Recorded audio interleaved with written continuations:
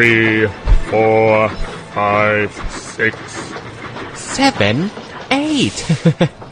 Practicing your numbers, Gordon. That's a good engine. I'm counting how many seconds late you are, little Thomas. What does that sign say?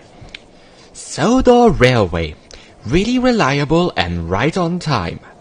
Signed, Head of the Railway, Sir Topham Hatt. You mean the Fat Controller? That's what we call him, but this sign doesn't. Oh, it also says, sorry for any inconvenience during repairs. We are making this a better railway. Now please excuse me, Gordon. I have to meet Mr. Conductor. He's going to look after us while the Fat Controller takes a very important short holiday. Huh. I think we can look after ourselves.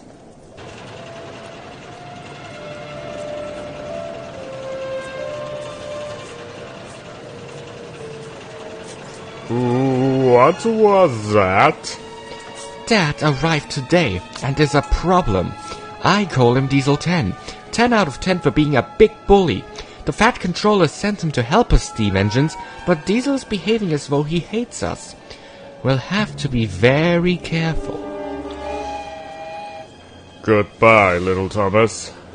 Perhaps we do need Mr. Conductor here after all.